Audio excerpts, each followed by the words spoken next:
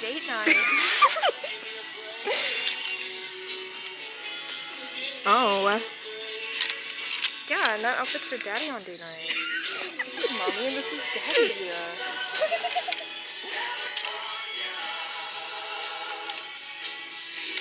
I'm just staring. I'm like, perfect for today. That's me. That's literally how I look. This matches your aesthetic. I drew a vital organ being wounded critically. Oh, that's funny. This is how I feel about Ariana. Oh, critically? No, You're saying I broke your heart? You make it feel so good, and you know, you ever felt like, and then When you've had a dream and you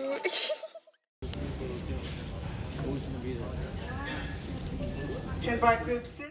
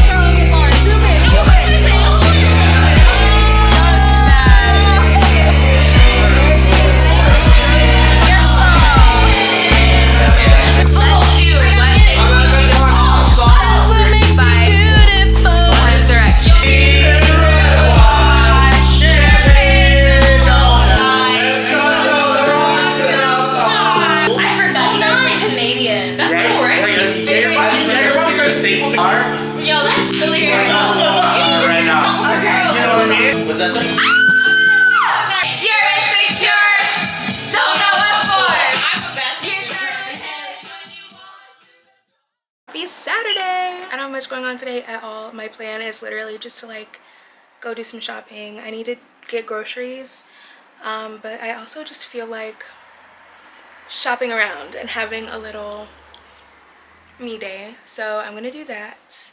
I don't drive. I ride the bus, so I kind of need to see what time the bus comes so that I can get ready and leave. I'm already dressed though, so maybe I'll show you my fits. I'll put you down on the cat tower. Okay, so I'm wearing this shirt from H&M. These jeans are from American Eagle, and then I'm wearing these fishnets underneath from Target. I feel like I've been having such a good week since I came back from Texas. I went out the other day with my friends. That was really fun. I have been reading, right now I'm reading the selected works of Audre Lorde, my queen. It's Audre Lorde. It's good. It's feminist, or like womanist, I guess, literature. So the first half of her book, the first half of this book is like a lot of her essays, and then the second half of the book is her poems. I just got done reading The Uses of Anger, I think is what the essay is called. Yes, The Uses of Anger. It's about the anger of Black women and how our anger can be used to facilitate change, but how it's also not our responsibility to cater to white guilt or to constantly take on the responsibility of teaching other people, because that's not our problem. Like, racism is not a Black people problem. It's a white people or a non-Black person problem. And I'm focusing specifically on the Black experience. She does talk about how like other women of color do experience racism and how we don't understand necessarily the racism of other ethnicities. But yeah, it's really good. Really enjoyed it. The other essay that I really enjoyed in here was called, I think, Sexism. Yes, Sexism, an American Disease in Blackface. Really good essay. Let me see. I annotate my books, so let me see what I annotated and I'll read you a little line. I like this one. In this country, black women traditionally have had compassion for everybody else except ourselves. We have cared for whites because we had to for pay or survival. We have cared for our children and our fathers and our brothers and our lovers. History and popular culture, as well as our personal lives, are full of tales of black women who had compassion for misguided black men. Our scarred, broken, battered, and dead daughters and sisters are a mute testament to that reality. We need to learn to have care and compassion for ourselves also. I really like that. And I was thinking in one of my classes, I think it was detective literature, and we read Blanche on the Lamb. We were talking about the mammy archetype and the strong black women trope, about how black women are perceived as these strong and resilient creatures, like not even people, but like these strong, resilient creatures, and how we are expected to cater to everybody else, and especially talking about the uses of anger one, especially to the anger of white women and how they feel entitled to our emotional labor and our time, and it's just a really harmful archetype and trope to be pushed into. And yeah, anyway, that's just my little rant while I have to go to the bus stop now, but that's my little rant on Audre Lorde, my queen. Love her. Yeah.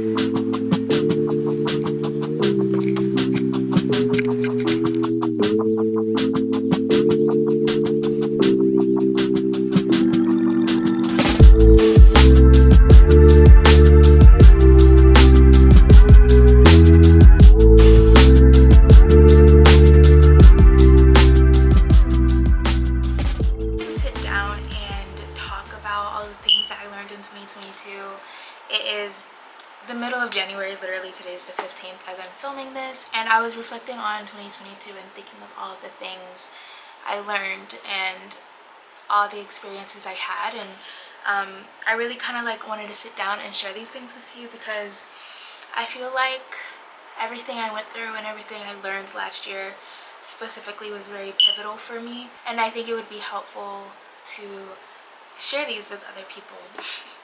Honestly, something I learned very early on in 2022 is that consistency is different from perfection. You don't have to be perfect at something in order to be consistent. And the main example of this is journaling for me.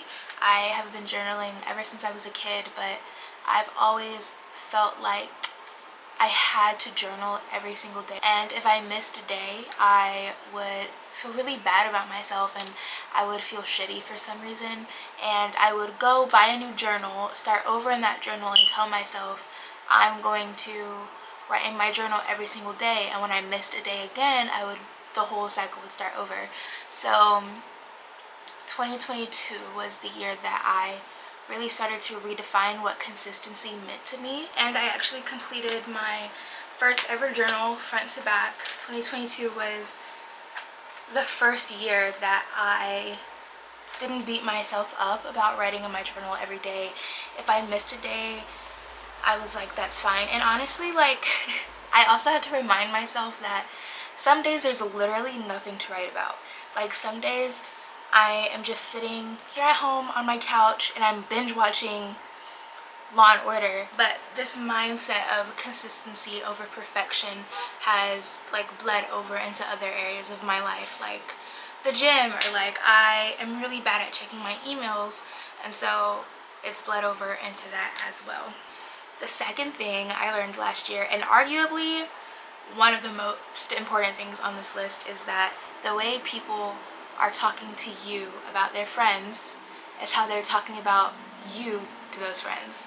Does that make sense? So like, if somebody is coming up to you and saying like, oh, Samantha's such a bitch, like, I hate her, she's so stinky, or whatever, they're probably behind your back saying the same kind of things. And I used to think that this was just people venting to me, and I felt very honored to be a safe space for these people to like let these feelings off of their chest. But after a while, especially with like this one particular friend I used to have last year, it just started to make me feel really uncomfortable and uneasy, and I couldn't really put a finger on what exactly it was. And I realized that like it was making me uncomfortable because she was essentially bullying this other person behind her back, and this was a person that she considered to be her friend.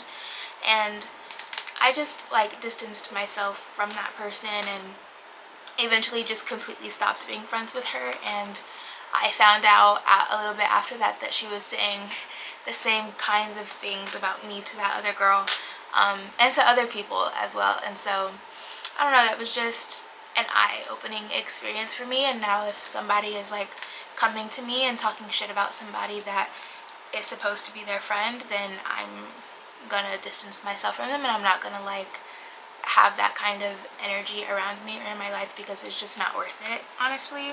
Something that I guess is kind of a branch off of that point is that compassion is the key to forgiveness. As someone who grew up with a lot of childhood trauma and somebody who was a victim of child abuse, it's always been incredibly hard for me to forgive my mom.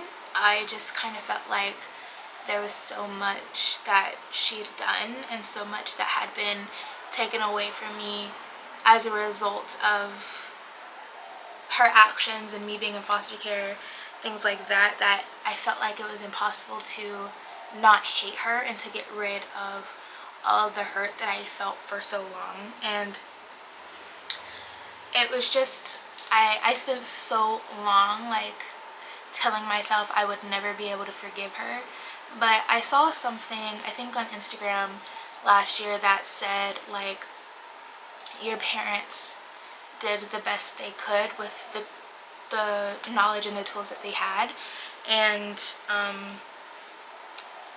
I kind of read that, and it shifted something in me, I guess, and made me understand, like, because as far as I know and from what she's told me, she was also a victim of child abuse. So like, while this thought process does not condone her actions at all, and it doesn't dismiss anything that she did, and it doesn't immediately mean that I owe her any kind of forgiveness, I think it's easy to kind of feel some sort of compassion that it wasn't her fault, that that was the only way of parenting that she knew. And not everybody has the tools or like the willpower or like the want to break the cycles of abuse and trauma within their families. And so like, not only was she given these tools, but like maybe she just didn't know how to break that cycle. And none of that is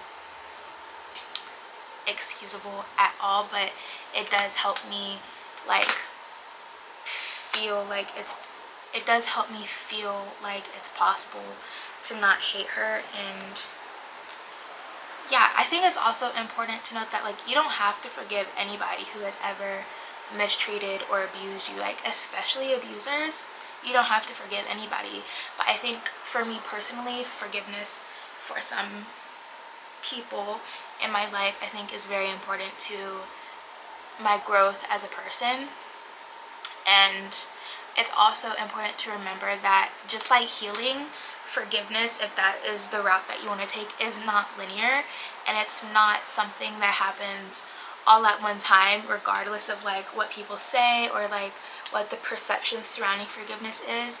Like there could be one thing, out of everything that somebody has done to you that you're able to forgive, but everything else is inexcusable to you, and that's perfectly fine and that's valid. And you don't have to forgive anything that somebody's done to you. Like forgiveness is not necessary in order to heal. So I think that's important. But like for me, just like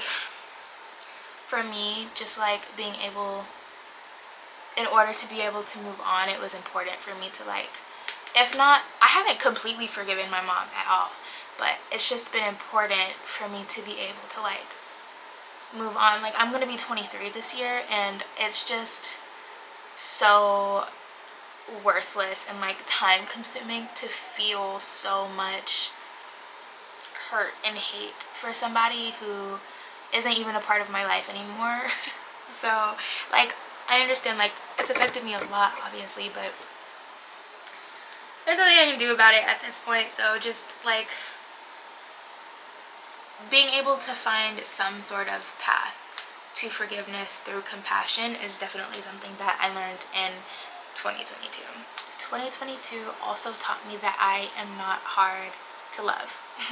I grew up feeling like a nuisance and a chore, and I've been told when I was younger that I was hard to love, and that was something I definitely internalized. And this isn't even just about romantic connections, like it's about every kind of relationship that you can have. As I've outgrown different relationships and different connections, I have gained ones where I feel so completely held and loved and appreciated for who I am, without feeling like I have to prove myself, or like feeling like I owe somebody something because they're trying to love me. Like that's not how love works. If you feel like you have to constantly prove yourself, or if you feel like you're only lovable if you act a certain way, then that's not love, and you need to like cut those people out of your life.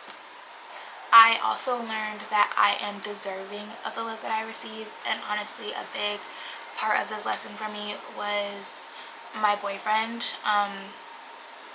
that we started dating last year, and I have never felt so completely loved and held and understood, and I've never felt so safe within love that I was like, wow, if somebody can love me this much, then it must not be hard to do that, and I must really deserve this because I haven't had to do anything other than be myself. I also really learned to adhere to the whole quality over quantity thing when it comes to friends.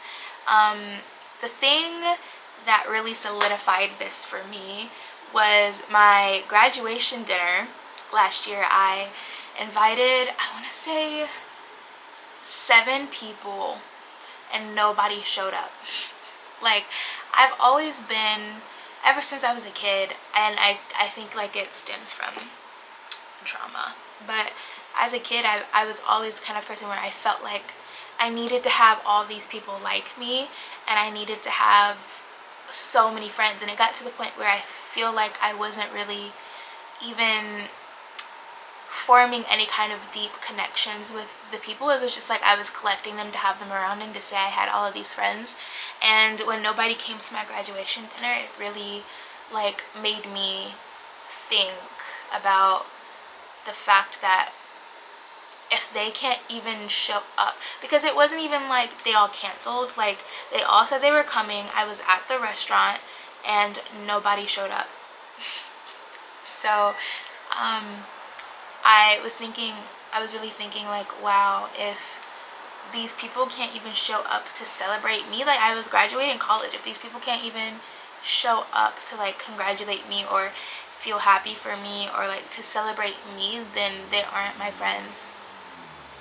And what really did it for me after that was that they all apologized and said they would take me out one-on-one to celebrate, and like they were so sorry, and none of them did.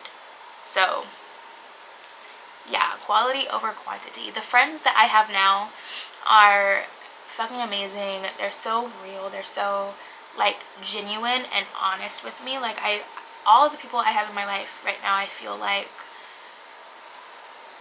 I can say how I feel, and I can say if I don't like something. I can say if something wasn't sitting right with me, and nobody's gonna like punish me, I guess, for speaking my mind and say how I feel. And the friends that I have now also have, you know, come to different celebrations I've had, and I don't know, it just feels nice to finally have friends that feel like they actually love me instead of friends who like I just have around. The next thing is definitely more of a personal preference, but it's that I need to start prioritizing my friendships with other Black people or other Indigenous people. I don't know, my friendships with a lot of different white people have never yielded the best experiences. I always feel like I'm having to do so much emotional labor that I didn't sign up for. I always feel like I'm left uncomfortable by something that somebody said, and like it's not my responsibility to educate somebody every second of the day. Like I should be allowed to have friends where I don't feel like I am constantly correcting them or constantly being like, hey, that isn't okay. So yeah, just prioritizing my friendships with other Black people and other Indigenous or people of color in general. And this isn't to say that I am not going to be friends with white people at all. Like obviously I still have white friends, and I love the people I have in my life. Like I'm moving in with my best friend Brandon. We've known each other since we were 15, and he is a fucking ginger. I'm really content with the relationships I have right now, but going forward I really want to prioritize my friendships and my connections with other people of color. The last thing I learned in 2022 is to identify the ways that people show me love instead of thinking that my love languages are the only ways that I can ever be shown love. Because sometimes like the love languages you have aren't comfortable for other people, so they're going to love you in ways that do feel comfortable, and it's up to you honestly to decide if that is something that you want around you or not. Like my love languages are quality time and physical touch, heavy on the physical touch. But some people don't like that. Like some people don't like to give you hugs, some people don't like to hold hands.